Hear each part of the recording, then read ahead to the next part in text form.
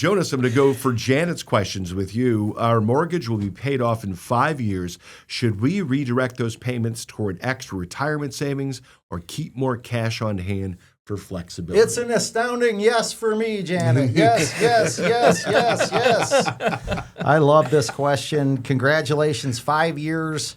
That's why they call this personal finances. That mortgage number has been ingrained in your head as long as you've had it. So once that mortgage is paid off, and I love this statement, that payment already feels like spent money to you. Please redirect that right away to savings or investments. Probably a combination of both. Just to keep it simple, if you don't have a plan in place, you have your mortgage paid off, you have, let's say, a $1,500 or $1,000 mortgage payment, just split it up equally, Doug. $500 to savings, $500 to investments, and then seek out a financial advisor at that point. Mm-hmm. But I love this. There's a lot of psychology involved. People will forget if you don't do it.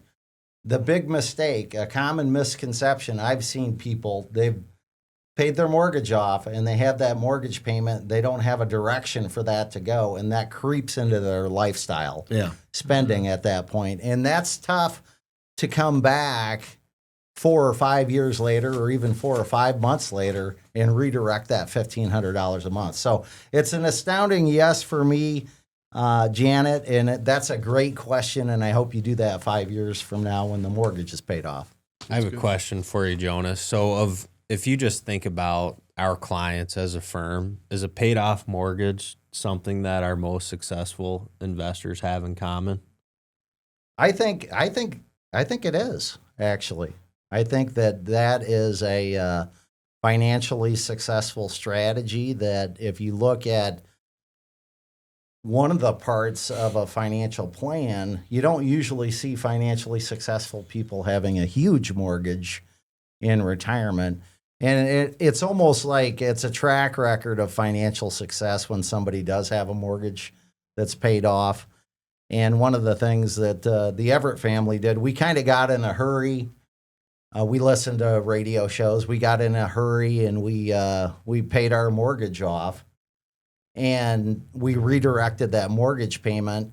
And I was kind of thinking to myself, well, geez, kind of like you said earlier, Elias, if I shoulda, woulda, coulda, if I would have invested that in the S&P 500, I would have had a better return. But then I thought, Doug, I am the financial driver. If I do pass out of life or get hit by that 380 bus or whatever when I'm jaywalking across the interstate, then Jody's not going to have to worry about a mortgage payment.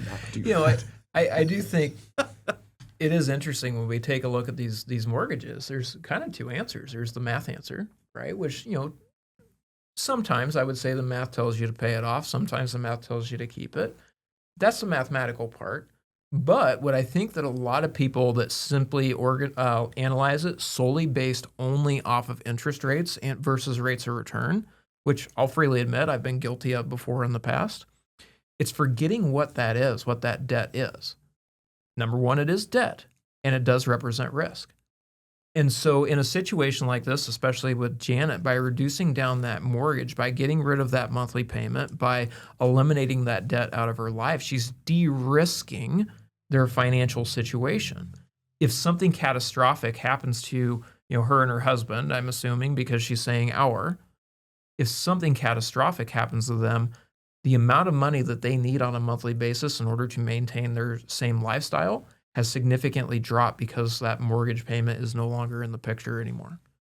So that de-risking is a factor that I think, again, kind of something we talked about with that opportunity cost a little bit earlier tonight, Elias. It's not something that's necessarily always factored over into those decision-making processes. Jonas, was your house more comfortable after you had it paid off? It was more. There was less of a burden. And it's something that if you don't have that feeling of financial rest, you can get it. You just need a plan in order to get there. If you go to Premier Investments and Wealth Management website at premieriwm.com, Click Get Started. Just answer a few questions.